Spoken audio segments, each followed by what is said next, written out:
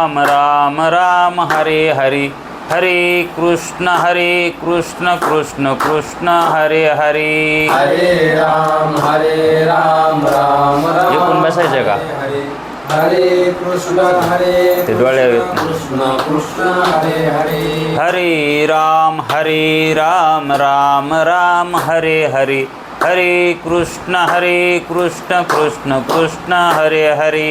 हरे राम राम राम हरे हरे हरे कृष्ण कृष्ण कृष्ण हरे हरे. हरे राम राम राम हरे हरे हरे कृष्ण कृष्ण कृष्ण हरे हरे. हरे राम राम राम हरे हरे हरे कृष्ण कृष्ण कृष्ण हरे हरे. कुंडली कवरदे हरि विठ्ठल श्री गुरु ज्ञानदेव तुकाराम पंढरीनाथ भगवान की जय. माऊली ज्ञानेश्वर महाराज की जय. जगद्गुरु तुकाराम महाराज की जय. ब्रह्मनिष्ठ गुरुवर्य रंगनाथ महाराज की जय. श्री विनायकं गुरुर्नौमि साखरे नाम विश्रुतं येषां चरण सान्निध्यात् जीवा मुक्ता भवन्ति. साखरे वंशविख्यातं ज्ञानदानपरायणं विनायकं गुरुर्वन्दे भवबन्धविमुक्तये. श्रीरङ्गनाथं गुरुराजवर्यं मुमुक्षूणां ज्ञानदानेकदक्षं प्रभावती क्षेत्रनिवासिनं नमामि वेदान्तविदां पुण्डलीकवरदे हरिविठ्ठल ज्ञानदेव तुकाराम पंढरीनाथ भगवान की जय.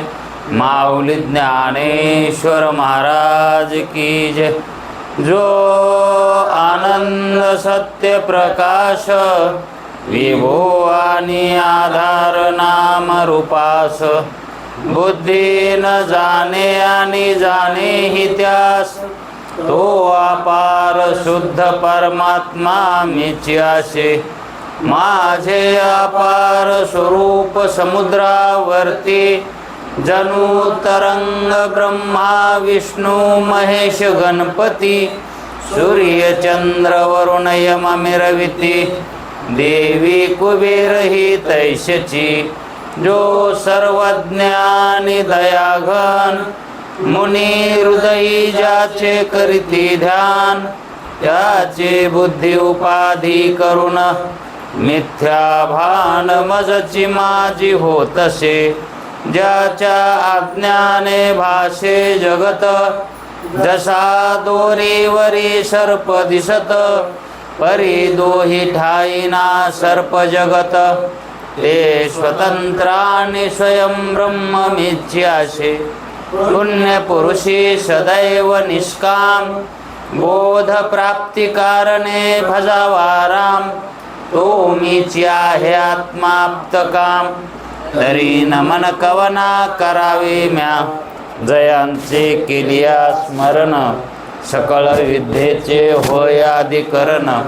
तेची वंदू श्रीचरण श्रीगुजचे ते नमस्कारून आता.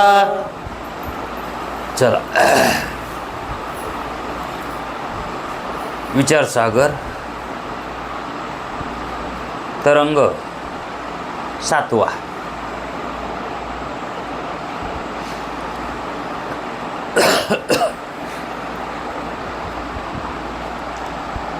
शास्त्राचा समारोप.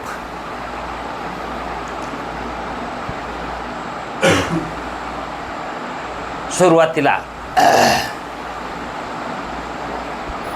शास्त्राचा समारोप कसा घ्यायचा ते सांगितलं आहे.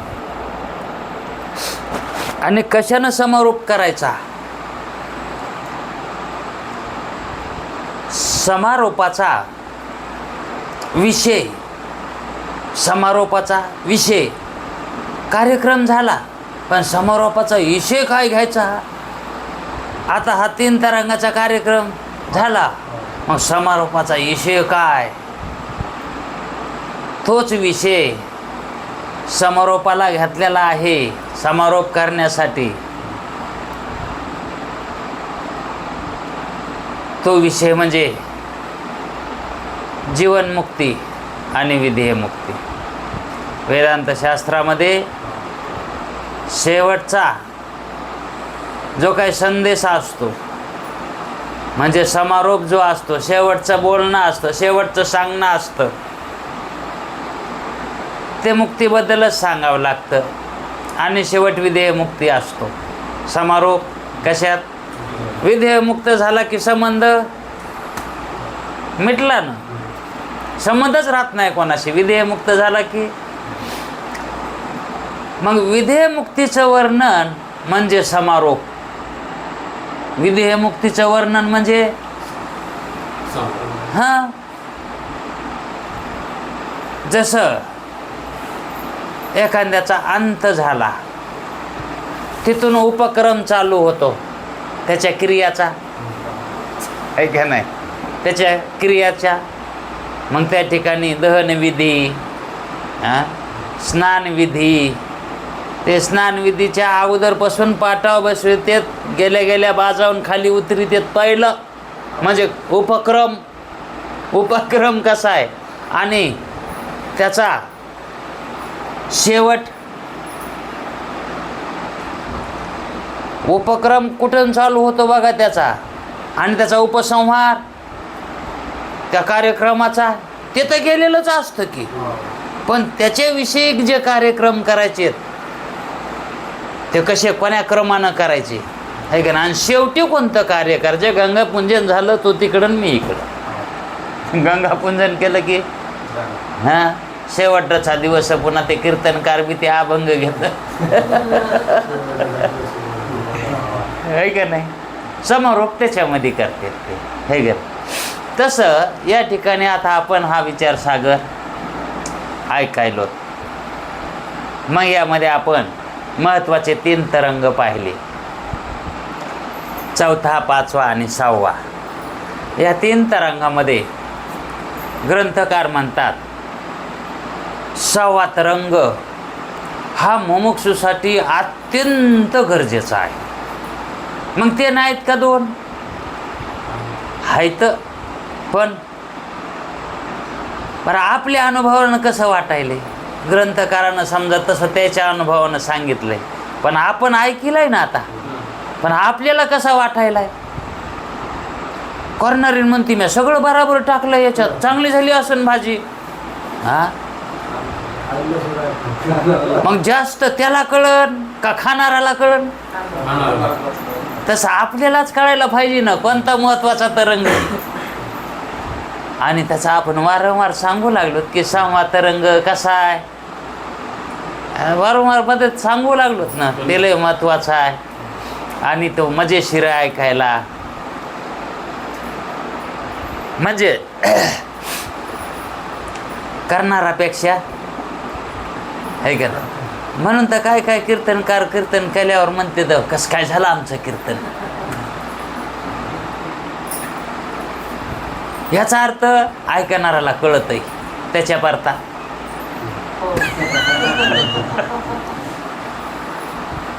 त्याच्या परता 6वा तरंग हा खरंच मुमुक्षूसाठी त्याच्या जीवनाची दिशा बदलणार आहे. त्या मुमुक्षूची दिशाच बदलते. बुद्धीमध्ये पालट करतो म्हणजे करतो. कोण? 6वा तरंग. बुद्धी ऐकण्यात आपणाला कळाला असेल कशा शंका येतात. अहो ते 6वा तरंग जेव्हा मी सुरुवातीला ऐकला त्यावेळेस वाटलं विचारसागर आपण ऐकला. 4थ्या 5व्यामध्ये असं वाटलं काय नाही, बुद्धीची कसरत आहे, बुद्धीची कसरत आहे. 4थ्या 5व्यामध्ये हां बुद्धी झालं की कळत आहे कुणालाही. पण इथं बुद्धीचं बी नाही का. हा 6वा तरंग हा मधात शिरतो. आणि ते वरीवरीच राहतात ते. म्हणजे त्याची जी दशा असते परमार्थाची, ती दशा लावून देतो, चिटकून देतो, त्या दशेत ठेवतो. 6वा तरंग म्हणजे कसा आहे, ती दशा आणते. दशा म्हणजे अधिकार, परमार्थाचा खरा खुरा अधिकार. आणि तो तरंग ऐकल्यावर शंका मुळीच राहत नाही. पण 4था 5वा ऐकल्यावर शंका राहते. आता संपूर्ण शंका आहे का नाही, राहतेच. पण 6वा ऐकला जरी असली तरी ती शंका करू वाटत नाही. कटाळी येतो कयाचा, त्या शंकेचाच कटाळी येतो. आणि उली ती कळाल्यावर नाही वाटते. आणि शंका करून बी काय उपयोग आहे, ज्ञानच मिथ्या आहे म्हणल्यावर. कारण वृत्ती ज्ञान सुद्धा काय आहे, मिथ्याच आहे, हे का नाही. मग या ठिकाणी ज्ञानापेक्षा कशाला महत्त्व द्यावं. हे ज्ञान का संग येणार आहे का. हे ज्ञान, त्या ज्ञान जास्त ज्याला असेल तो मोठा आहे असं वाटतंय, ज्याला ज्ञान जास्त असेल. पण स्वरूपाचा अनुभव किती आहे हे महत्वाचं आहे का ज्ञान महत्वाचं आहे. आता हे ज्ञान कशासाठी सांगितलं होतं, अनुभवासाठी. मग ज्ञान हे साधन आहे का साध्य आहे, आणि त्यालाच महत्व द्यावं का. म्हणून जो आपल्याला अनुभव येणार आहे तोच अनुभव आपल्या कामाचा आहे. ज्ञान आता कामाचं नाही. आता त्या ज्ञानाचा उपयोग साधन म्हणून करायचा आणि आपला अधिकार, वृत्तीचा अधिकार हा आपल्या अनुभवानं सिद्ध करून ठेवायचा. ज्ञान म्हणजे आलेलं जे काय अज्ञान आहे त्याच्याशी खंडन करण्याशी मतलब आहे ज्ञानाचा. ज्ञान काय करतो आहे का नाही, असंभावना, विपरीत भावना आहे का नाही, ह्या जर आल्या तर पुन्हा शास्त्राला शरण जायचं आणि ते वाचायचं किंवा कोणाला विचारायचं. असंभावना, विपरीत भावना आल्या तर. पण आता इथून पुढचा परमार्थच वृत्तीशी आहे, अंतःकरणाशी थोडाच आहे, देहाशी थोडाच आहे, देवाशी थोडाच आहे. ज्याचे हे 3 तरंग झाले त्याचा परमार्थ कोणाशी आहे, आपण आपल्या संगच. आता दुसऱ्याचा संबंध आहे का परमार्थ करण्याशी. कारण 6 तरंग ज्याचे श्रवणामधून गेले आहेत तो आणि त्याची वृत्ती हे दोघंच असतात. तेच दोघं एकूण एकाला बोलतात, तेच एकूण एकाला शिकवतात. आता दुसरं त्याच्या इतकं शहाणं कोणी असतं का नाही, त्याच्या इतकं कोणा कोण शिकून घ्यावं. आता शिकविणारे संपले ना. 3 तरंग झाले म्हणजे शिकविणारे, म्हणजे जितकं शिकवायला उपयोगाचं आहे तितकं ग्रंथकाराने 3 तरंगामध्ये आपल्याला सांगून दिलंय. म्हणजे तुम्हाला आता ज्ञानाचा कळस, याच्या पुढं ज्ञान नाही. मग आता इथून पुढं काय, वृत्ती तदाकार, आनंदाकार वृत्ती आहे का नाही, राहणं हेच महत्त्वाचं आहे. म्हणून सतत तत्वम पदार्थ शोधन किंवा मनन याच्यामध्येच वृत्ती ठेवावी का प्रपंचामध्ये ठेवावी. अहो काही काळ प्रपंचाला द्यावं लागेल, नाही असं नाही. हां, त्या काली वृत्ती चंचल होईल, स्थिरपणा मोडेल तिचा. पण काय 24 तास बी तशीच राहील का याच्यामध्येच? म्हणून साधकाची वृत्ती आणि सिद्धाची वृत्ती यांच्या वृत्तीमध्ये फरक काय असतो? सिद्धाची वृत्ती सदोदित असते, सिद्धाची वृत्ती सदोदित असते आणि साधकाची वृत्ती कधी कधी असते. इतकाच फरक आहे. नाही तर अनुभव दोघाचा. साधक ही ब्रह्मरूपाचं आहे, सिद्ध ही कोण आहे? का अति ब्रह्म आहे?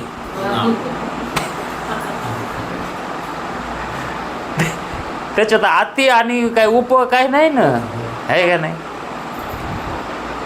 अनुभव दोघाचाही सारखाच आहे, फक्त त्या ठिकाणी सतत निधिध्यासामध्ये जो असतो, तत्वम पदार्थ शोधनामध्ये निधिध्यासामध्ये साधक असतो आणि तत्वम पदार्थ शोधनामध्ये सिद्ध असतो. किंवा सिद्धामध्येही काही तत्वम पदार्थ शोधनात असतो आणि काही तत्वम पदार्थ शोधन सुद्धा करायची त्याला गरज नसते. पण असा कोण विरळ आहे भाग्यवान की त्याला तत्वम पदार्थ शोधनाची सुद्धा आवश्यकता नाही. असे सिद्ध आता मिळणं फार कठीण आहे. तर असतील त्याला तत्वम पदार्थ शोधन हे साधन करण्याची सुद्धा गरज नाही. मग त्याला विधेयमुक्त अवस्थाच म्हणावी लागते. त्याला काय म्हणावं लागतं? विधेयमुक्ती अवस्था म्हणायची. आता आपण 6व्या तरंगाला शेवटी काय सांगितलं होतं त्याचा थोडासा मागोसा घेऊन 7व्या तरंगामध्ये प्रवेश करू. या तरंगातील म्हणजे 6व्या तरंगातील पान नंबर 284 आणि 293 या 10-11 पानामध्ये काय सांगितलं यावर भागत्याग लक्षणेने सिद्धता केली आहे का नाही? जीव ब्रह्माची ऐक्यता करतेवेळी जीव आणि ईश्वराचं प्रतिपादनामध्ये त्या ठिकाणी त्यांनी बिंब प्रतिबिंबवाद सांगितला होता. मग जीव आणि ईश्वराची ऐक्यता सांगता वेळस त्यांनी काय केलं? लक्षणाचे प्रकार सांगितले, आहे का नाही? लक्षणाचे प्रकार सांगितले. आता जीव ब्रह्म ऐक्य म्हणजे तत्वम आशी, तत् म्हणजे ते आणि तो म्हणजे तू म्हणजे जीव आणि ते म्हणजे ईश्वर. म्हणजे तू कसा ईश्वरूप आहेस आणि ईश्वर ब्रह्मरूप आहे, असा जो काय अर्थ करायचा आहे तो भागत्याग लक्षणेनं करायचा सांगितला होता, आहे का नाही? वाच्य वृत्तीनं होत नाही. पण हा जर विषय समजला नसेल, ग्रंथकार काय म्हणतात, जर लक्षणा करून जो काय अर्थबोध करून घ्यायचा आहे तो जर त्यानं अवघड जाता असेल तर बिंब प्रतिबिंबवादानं जीव आणि ईश्वराचं ऐक्य करून घ्यावं. हा सगळ्यात सोळाने उपाय आहे. आता या ठिकाणी ते काय म्हणतात, बिंब प्रतिबिंबवाद हा कळण्यासाठी सोपा आहे. कशापेक्षा? लक्षणा करण्यापेक्षा. जहद लक्षणा, अजद लक्षणा आणि भागत्याग लक्षणा ह्या 3 लक्षणा समजून घेण्यापेक्षा एकच कोणता वाद करायचा शिकायचा? एकच वाद, बिंब प्रतिबिंबवाद, हाच कळून घ्यायचा. बिंब प्रतिबिंबवादामध्ये कळण्यासारखं काय आहे? एक बिंब आहे ते म्हणजे आपलं मुख, आहे का नाही? आणि एक उपाधी आहे ते म्हणजे आरसा, आणि त्या आरशामध्ये पडलेला आभास म्हणजे तो जीव. तो कोण? जीव. आणि आपल्या मुखाच्या ठिकाणी अधिष्ठान आणि आरशाच्या ठिकाणी उपाधी. आता या 3 गोष्टी झाल्या ना बिंब प्रतिबिंबवादामध्ये. मग यामध्ये बिंबाच्या ठिकाणी ब्रह्मस्वरूपात आहे, बिंबाच्या ठिकाणी ब्रह्मस्वरूपात आहे आणि जीवाच्या ठिकाणी प्रतिबिंबता आहे, त्या आरशात पडलेली आहे की नाही. आणि मग ते प्रतिबिंब का दिसायला लागले त्याच्यात, तर त्या उपाधीमुळं दिसायला लागले, ते अविद्या उपाधी आहे की नाही. म्हणजे हे तीन लक्षण, हे तीन तत्व, ब्रह्म, उपाधी म्हणजे अधिष्ठान आणि अध्यस्थ पदार्थ यांच्या संबंधामुळं जे काही अध्यस्थ पदार्थाची तिथे निर्मिती व्हायली किंवा अध्यासाची निर्मिती व्हायली, ती कशाच्या संबंधानं व्हायली, उपाधीच्या संबंधानं व्हायली आहे का नाही. मग आपण जीव का व्हायलो, उपाधीच्या संबंधानं. आता इतकं कळालं तरी बी भागत्याग लक्षणं शिकायची काय गरज आहे. येणं सुद्धा आपल्याला कोठे आली शंका तर सोडविता येते. म्हणजे जीव ब्रह्म ऐक्य कसं आहे हे कळत आहे म्हणले, म्हणून त्यांनी इथं तशी टीप दिली.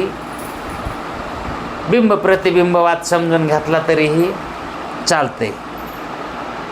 कशापेक्षा, लक्षणापेक्षा. बिंब जीव ईश्वरांचे प्रतिपादनात असलेल्या बिंब प्रतिबिंबवादाचे चिंतन केले तर जीव ब्रह्म ऐक्यता लक्षणेची आवश्यकता राहत नाही, त्याची आवश्यकता नाही लक्षणा करायची, हे कळून येईल. एकंदरीत हा तरंग जिज्ञासूला अतिशय चिंतनीय व अतिशय फलप्रद आहे. फलप्रद कळण्याजोगं. काय कळण्याजोगं, झालेला भ्रम हे कळण्याजोगा आहे तो. आणि खरा भ्रम 6व्या तरंगातच कळत आहे. खरा भ्रम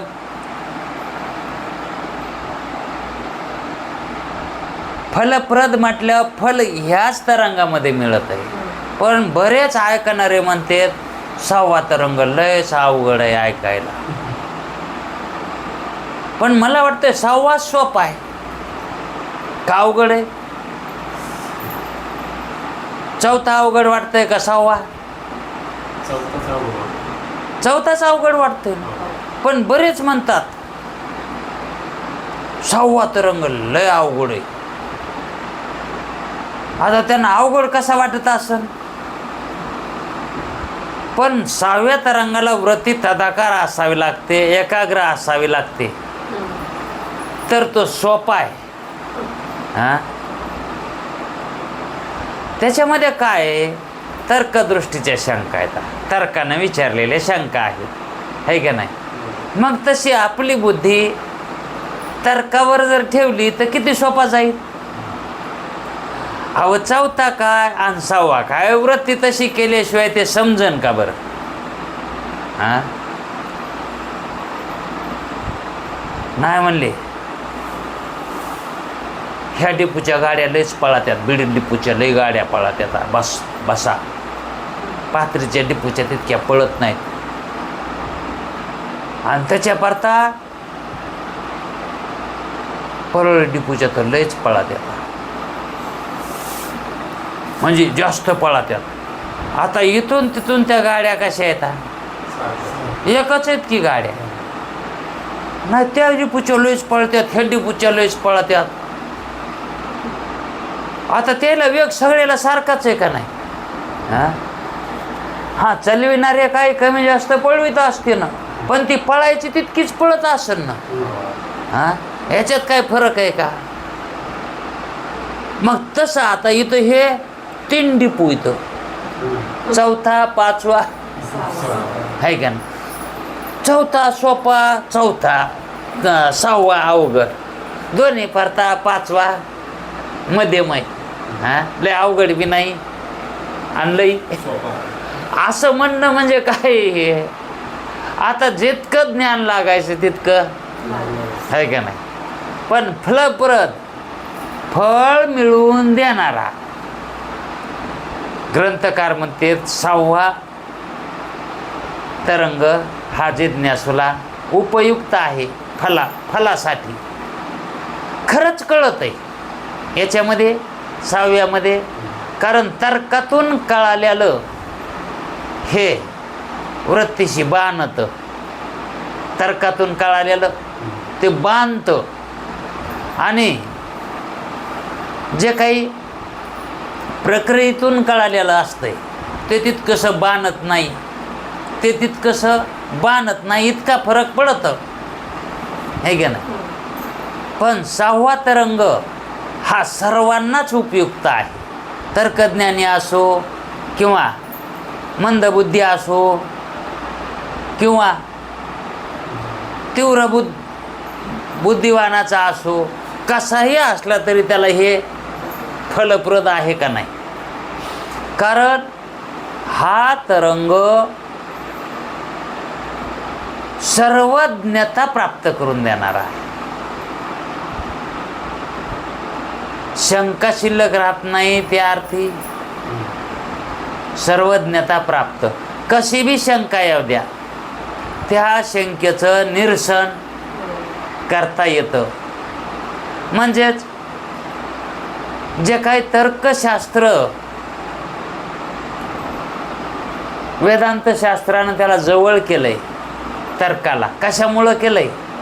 कारण तर्कानंच हा विषय सोपा जातो. कशानं? व्याकरण तर्क हे जे शास्त्र आहेत ना त्यानं हा विषय कळायला सोपा जातो.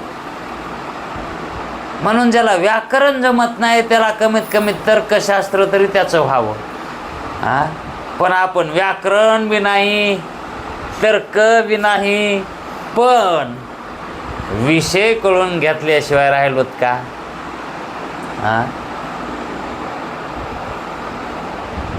तशी जिज्ञासा ठेवल्यावर काय करायचं तर्कन, कशाला व्याकरण? आता इथं शेवटी काय म्हणले तर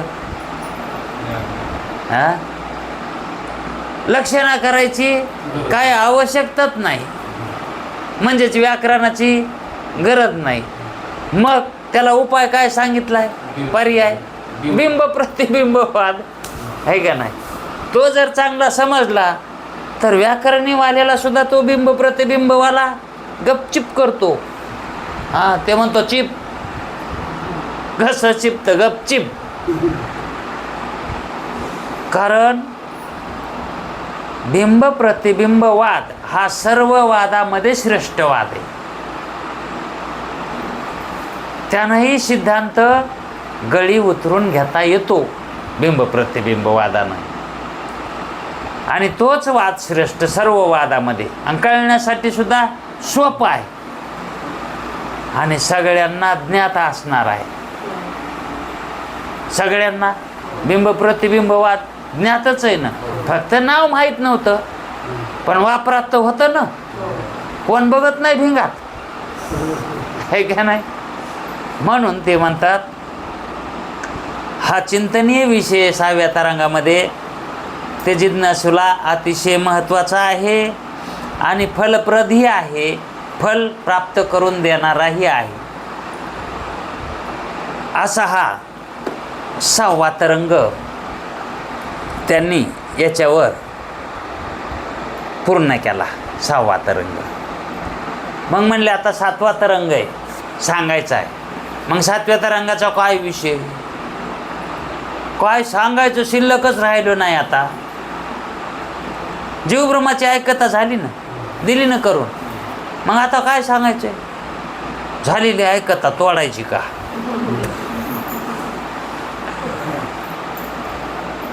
कारण सगळंच झालं. जसं लग्न झालं की सगळेच आपण आपल्या वाटाला लागत येतं, तसं 6वा तरंग झाला की शास्त्र संपलं. शास्त्राला पुन्हा काहीच राहत नाही सांगायला. पण उपक्रम जसा शास्त्राचा केलाय तसाच उपसंहारही, म्हणजेच त्या उपक्रमामध्येच उपसंहार करावा लागतो. कशात? उपक्रमामध्येच. जिथून सुरुवात केली का तिथंच नेऊन सोडावं लागत आहे. हा, गाडीत जिथून बसलोत का पुन्हा प्रवास केव्हा पूर्ण होतो? जिथून आपण बसलो होतो तिथूनच प्रवास चालू झालता ना. मग शेवटी आपणाला त्या जाग्यावर येणं म्हणजे प्रवास संपन्न नाही असत ना. मग सुरुवात कशी केली होती? आता या ठिकाणी उपक्रम सांगायचा म्हणल्यावर शुभसंतती राजाची गोष्ट सांगितली होती. खरी सांगितली होती का कल्पित? गोष्ट कशी होती? हां लक्षात असेल ना. कल्पित गोष्ट होती. आता ह्या ग्रंथाला कल्पितच ज्ञान करून द्यायचंय, जगत मिथ्या सांगायचंय. ते गोष्ट तरी कसं खरं सांगन बरं ग्रंथ का? कल्पितच कथानक मांडेल का नाही? तसं त्यानं कल्पित कथानक मांडलं होतं, है का नाही? आणि सगळ्याला माहीत आहे ते गोष्ट कशी सांगितली होती. शुभसंतती नावाचा राजा होता आणि त्याला 4 मुलं होती. 3 होते का? हो, 3 मुलं होते नाही का? म्हणजे त्याचे नाव माहीत असतील ना. तत्वदृष्टी, अदृष्टी, तर्कदृष्टी, तत्वदृष्टी, आदृष्टी आणि तर्कदृष्टी, आहे का नाही? नवीन माणसाला ते एकच नाव 3दा म्हणलं तरी मग ते म्हणते हो बराबर आहे.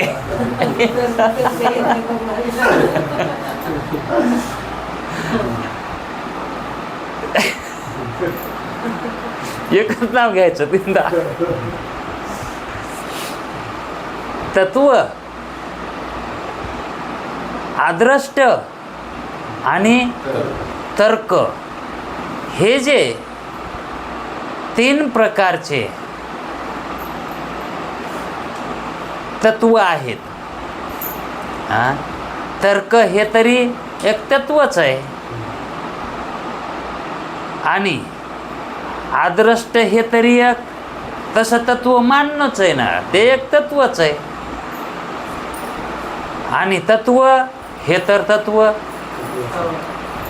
तत्वदृष्टी म्हणजे थेट ज्याची ब्रह्माच्या ठिकाणी वृत्ती लागते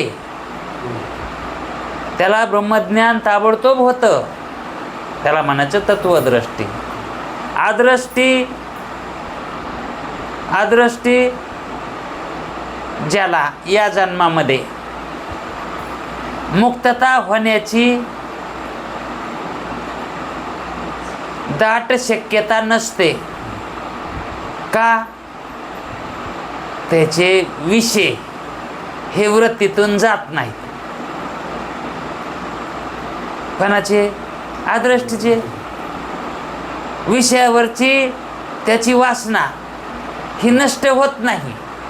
तो विषयाच्या ठिकाणी आसक्ती ठेवतो आणि ब्रह्मज्ञान बी घेतो. मग त्याला काय फळ मिळत आहे? ब्रह्मलोक. ब्रह्मलोकच ना. तो कुठे जातो? ब्रह्मलोकाला जातो. आणि मुक्त केव्हा होतो? जेव्हा ब्रह्मदेव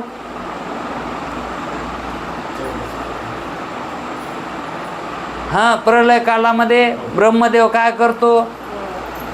त्या लोकाचा सुद्धा काय होत आहे मग त्याच्यामध्ये लय होतो, आहे का नाही? त्यावेळेस मग तो ब्रह्मदेव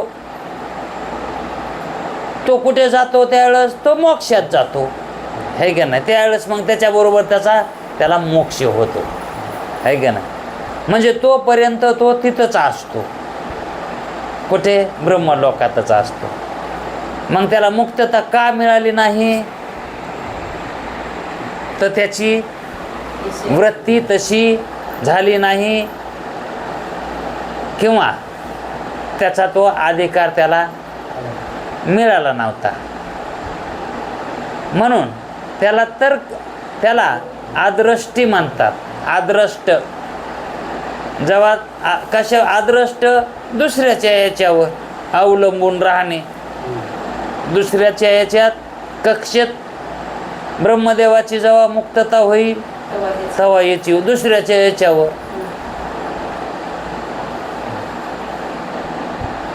आता अवलंबून दुसऱ्याच्याच याच्यावर आहे ना आदृष्टी म्हणल्यावर, स्वतःच्या याच्यावर आहे का? म्हणून त्याचं नाव काय ठेवलं? आदृष्टी. आणि तर्कदृष्टी, तर्कदृष्टी काय करतो? तो तर्काचा अवलंब करतो. आणि खरंच तर्कदृष्टी आल्याशिवाय तत्वज्ञानच बी होत नाही. हे तत्वज्ञान आताच्या कालामध्ये ज्याच्याजवळ थोडाफार तर्क आहे का तोच या वेदांत श्रवणाला लागतो.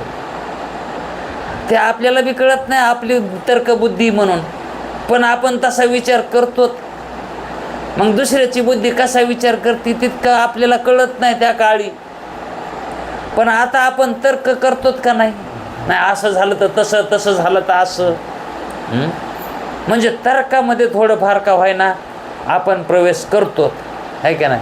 न कळत का व्हायना पण आपली बुद्धी तर्कामध्येच, आहे का नाही, असते.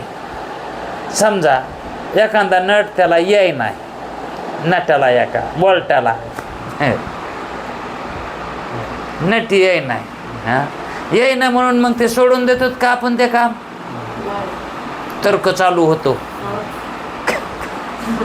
कोणता तर्क?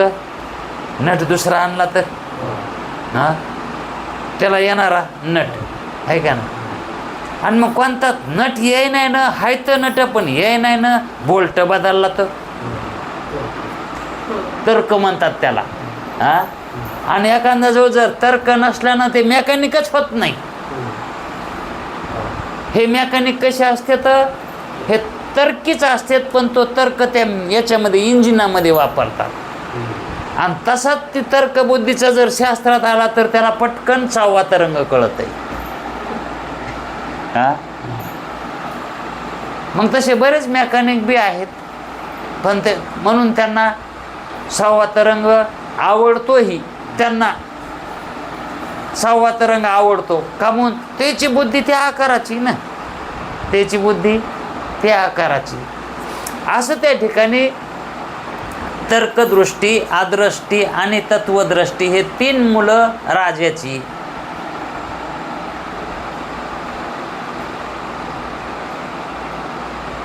गुरुकडे गेले.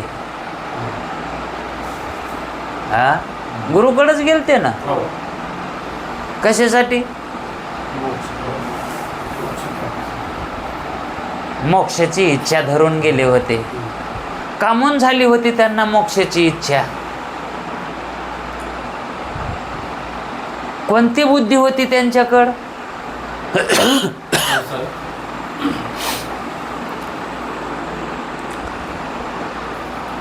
राजाला वैराग्य प्राप्त झालं होतं, आहे का नाही? सुरुवातीला राजाला वैराग्य झालं आणि त्याला वैराग्य झाल्यामुळं मग तो राजा असल्यामुळं राज्यकारभार कोणाकडं तरी सांभाळायला द्यावाच लागतो. म्हणजे इथली व्यवस्था लावल्याशिवाय कसं जाता येईल? हां ते का रुसून जायचंय का? वैराग्य होऊन परमार्थ मोक्ष प्राप्त करून घेण्यासाठी जायचंय मानल्यावर रुसून गेल्यासारखे का ते? म्हणजे विचारानं जावं लागेल का नाही? म्हणजे आहे ते त्याची सगळी सरबारस लावून काय तर म्हणले माऊली तर म्हणले झडझडून व्हायला नाही ग हे भक्ती पण त्याची वाटे लाग जे पाविषय अव्यंग निष्धाम माझे जडजोडून कसं जाऊ जसं व्हायचं तसं चल वारीला असं म्हणणार येत ना. अरे तो बघून घेतो चल. हा झडझडून व्हायला नाही ग म्हणलेत माऊली. अरे झडझडून म्हणजे तसं नाही, सगळं आवराआवरी करून म्हणले तर हां सगळं पद्धतशीरपणा लावून नियमानं. आणि जर तसं गेल्यावर आणि त्या बायकोनं जर केस ठोकली तर नाही का अटक व्हायचा. मला नाही विचारता मावा नवरा 15 दिवस झालं कुठे गेलाय मला पत्ता नाही, हरपलाय मावा नवरा, गोसून द्या.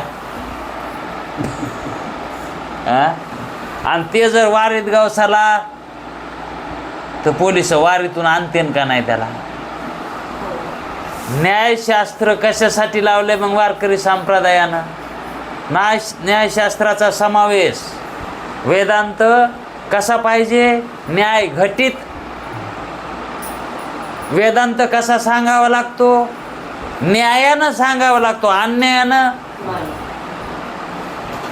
न्याय सांगायचा म्हणजेच योग्यतेनं, योग्य प्रकारानं. न्यायानं म्हणजे नियमानं. नियम सोडून वेदांत सांगितलंच नसतोच. म्हणून तर ती आपल्या वेदांत शास्त्रामध्ये नियम जे बरोबर येतात ना, बरोबर जिथली तिथं जे काय बसतंय ना खटके, त्यालाच म्हणायचं न्याय घटित वेदांत शास्त्र. आणि हे गुरुजीला लयच जमलं होतं रघुनाथ महाराजात. ते न्याय घटित वेदांताचार्य असं त्यांना पदवी काशीमध्ये मिळालेली. काशीत इथं नाही. तो प्रकार सांगितला होता ना वाटते त्यांना. गुरुजी पदवी कशी कोणी दिली सांगू एका दिवशी आता आपल्याला. तर हे 7वा तरंग त्या कथेनं सुरुवात जी झाली होती त्या कथेनं चालू झालती. त्या राजाला ते वैराग्य झाल्यामुळं राजानं काय केलं की मुलाला सांगून जावं बाबा मला आता मोक्षाची प्राप्ती करण्यासाठी वनात जायचं आहे, गुरुकडे जायचं आहे. आता तुम्ही तुमचं आपलं राज्यकारभार करा, कोणीतरी पदावर बसा.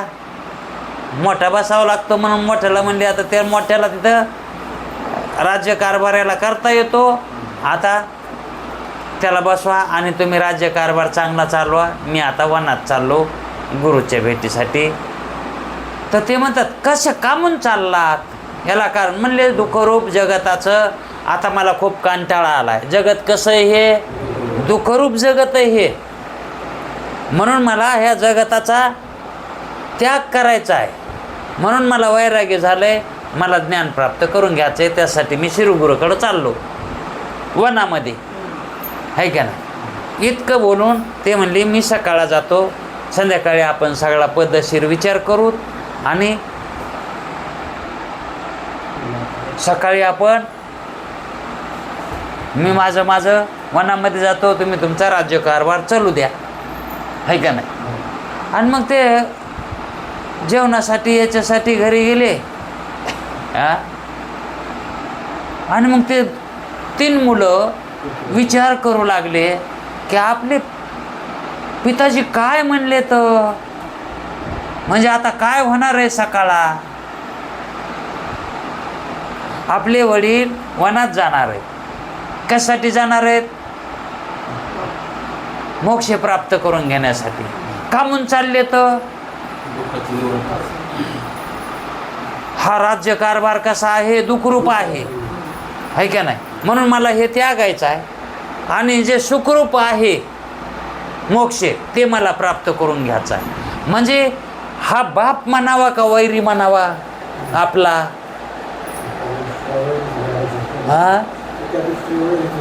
हा आपला बाप आहे का वैरी आहे? म्हणजे दुःखरूप असणारा संसार राज्यकारभार आपल्याला देणार आहे आणि सुखाचं मोक्ष तो घेणार आहे. असा भेदवादी बाप असतो का कुठं?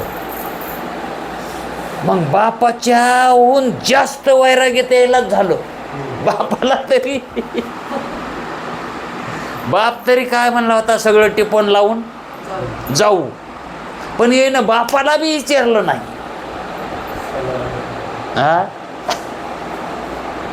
का म्हणून नाही विचारलं? विचारायला पाहिजे होतं का नाही? का म्हणून नाही विचारायला? तर्क लावा ना. आता आम्ही अशातूनच शिकलो. तर्क मुलांनी बापाला का विचारलं नाही? न विचारता मुलं मध्यरात्रीच ते राज्यकारभार सोडून, ती नगरी सोडून निघून गेले. बापाला का विचारलं नाही असा प्रश्न समजा आला, काय उत्तर द्यावं? विचारलं असतं तर ते जाऊ द्या मध्ये. म्हणून हे एक उत्तर झालं. त्यानं जाऊ दिलं नसतं म्हणून, आहे का नाही? पण विचारायची गरज होती का? मुख्य प्रश्न नाही, ते उपमध्ये मोडायले. त्यानं जाऊ दिलं नसतं, हे उपमध्ये चाललंय. यांच्याकडे आणखी व्यवहार आलेलाच नव्हता. हा, हे कसे होते? ब्रह्मचारी होते, आहे का ना? यांना विचारायची गरजच नव्हती, कारण त्यांच्यावर जिम्मेदारी काहीच नव्हती. म्हणून त्यांनी न विचारता, आईला विचारलं नाही. एका ठिकाणी तुकाराम महाराज सुद्धा म्हणतात, न पाचारिता.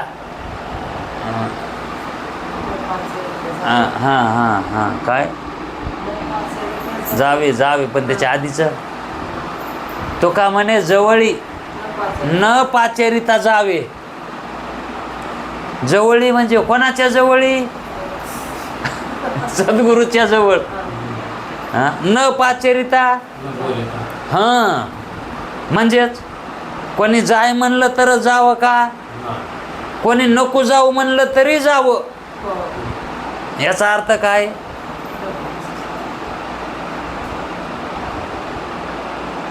म्हणजे तिथं कोणाची परवानगी घ्यायची गरज नाही.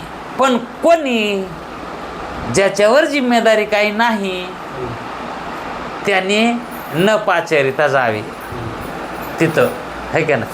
मग तोच अर्थ या ठिकाणी असा लावायचा की हे जे मुलं जे होते हे यांच्यावर कोणती जिम्मेदारी नव्हती, यांना कोणी नियम करणारं नव्हतं. म्हणून हे वडिलांना न विचारता, आईला न विचारता गुरुकडे गेले. आणि त्यांच्या सुदैवानं त्यांना गुरुही भेटले. कसे? सद्गुरू. गुरु कसे होते ते? हां, ते सद्गुरू भेटले, आहे का नाही? आणि ते सद्गुरू भेटणं महत्त्वाचं आहे. नुसतं गुरु भेटायला ते घरोघर येतं. गुरु आयते, पुन्हा आयते बी भेटतात.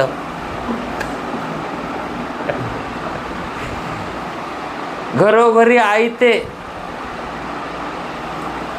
झाले, हां, किंवा गुरु झाले, गुरु असतं तिथं. बरी मेळवण भाऊ माझी, मेळवण. मेळवण कायला म्हणते तर अपरोक्ष बहु माझी. कुठेतरी असतो तो अपरोक्ष असणारा, सांगणारा. आणि त्यालाच गुरु म्हणते. जो अपरोक्ष सांगे ज्ञान त्यालाच गुरु म्हणते. तर आणि जो अपरोक्ष सांगत नाही ना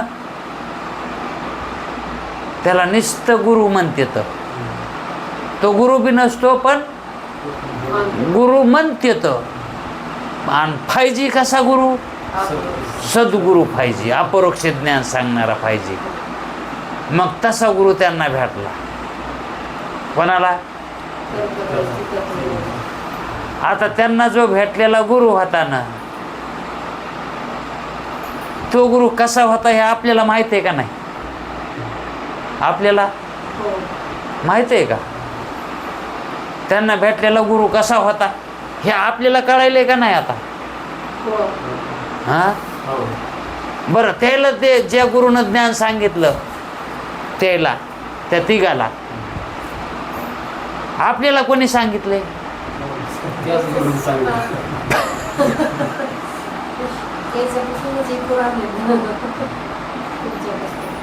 त्याला सांगणं म्हणजे आपण ऐकलंय. मग आपण बी तिथं बसलेलेच आहेत ना त्या तिघासोबत. मग आपले रोज किती होते ऐकायला?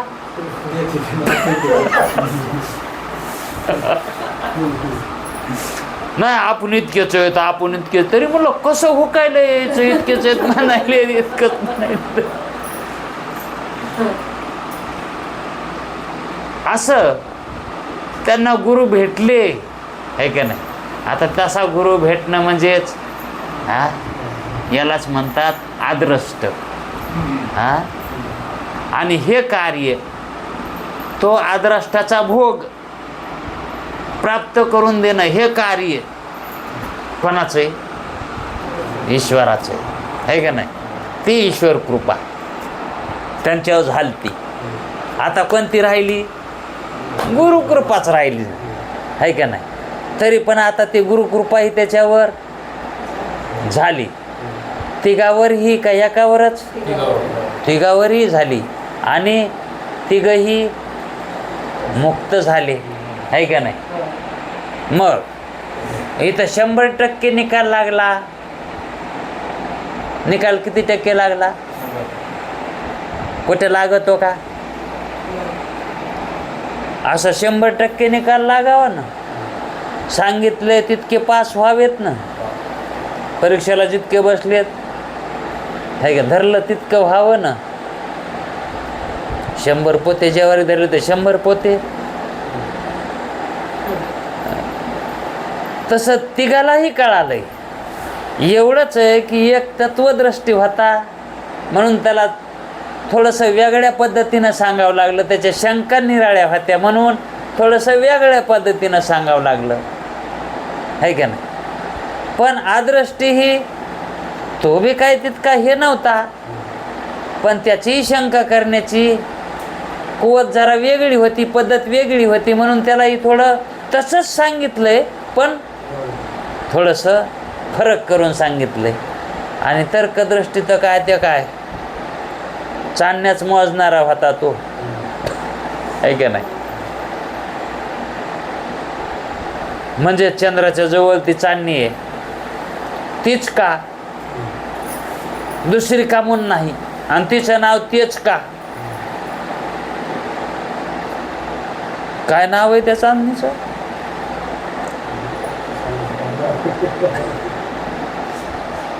चंद्राच्या जवळ जी चांदणी असते नाही, शुक्र तर ती पहाटे निघणारी असते. आपण ती कथा सांगितली होती ना एकदा. ती कोणाची पत्नी म्हणून सांगितलं होतं मला आठवणा म्हणून विचारायला.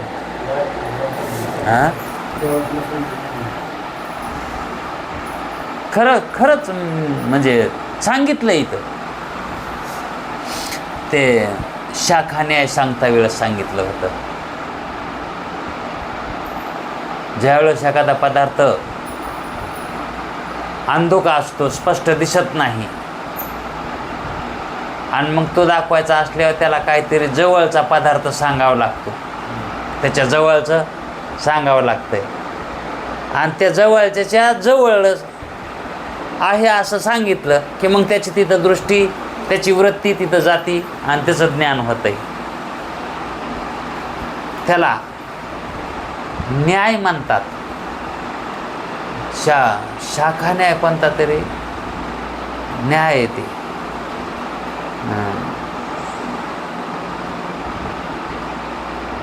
याला न्याय म्हणते. न्याय तो न्याय, ते ज्ञान करून देण्याची ती एक पद्धत म्हणजे न्याय. अरुंधती का काय? हां, अरुंधती, अरुंधतीच ना,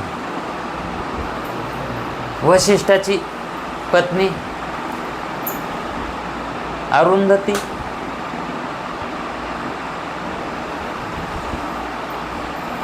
तीच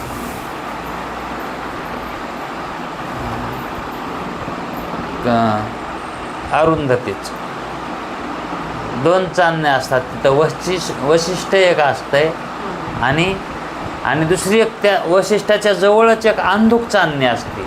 अशी दिसत नाही ती काहीतरी असं घेऊन बावावं लागते तवा दिसते ती. तिला अरुंधती म्हणतात. हे कशामुळे सांगू लागलो? सूक्ष्मता. म्हणजे एवढी बारकाई न्यायानं,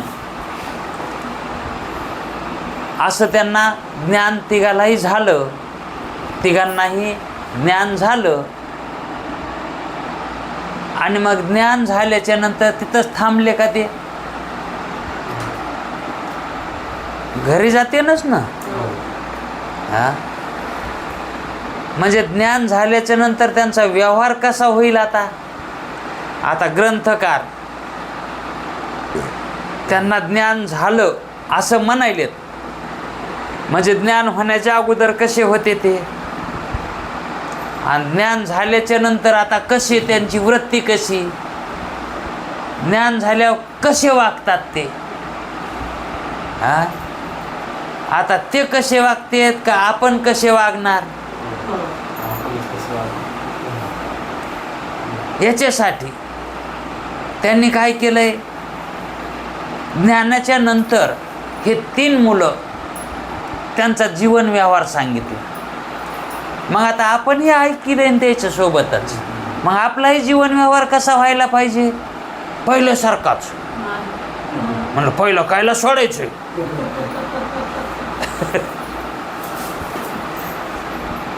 जुनं ते सोनं.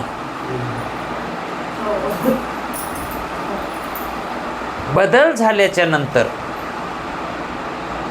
आपली वृत्ती कशी कार्य करते त्याचा आपल्याला साक्षी व्हायचंय ना, ती वृत्ती. आणि जर समजा आपणाला त्या वृत्तीचं ज्ञानच नाही, आता ही वृत्ती कशी चलती?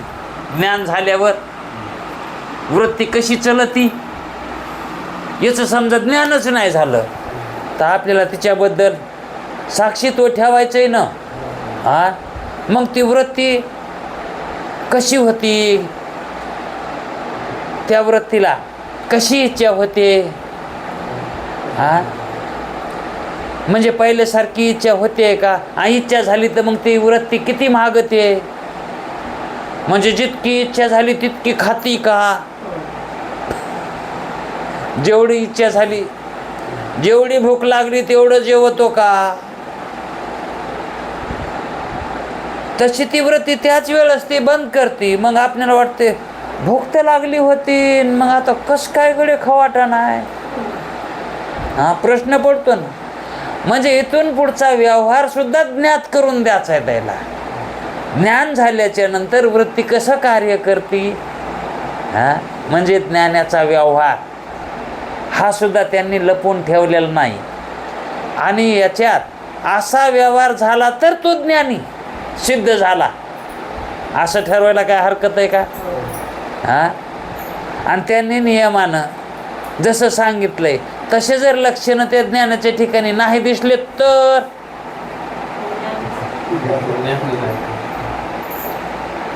कशी मांडणी करून ठेवली इथं?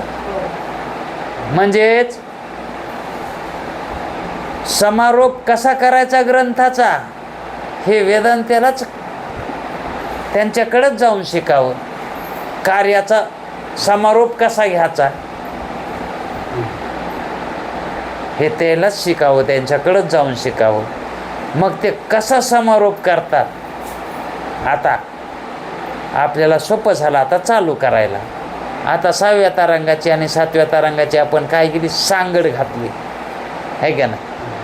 मग आता यामध्ये ज्ञानीपुरुषाचे कसे जीवन व्यवहारामध्ये प्रवृत्ती होते ते आपण उद्याच्या वेळामध्ये पाहू. तोपर्यंत थांबू. पुंडलिक वरदे हरी.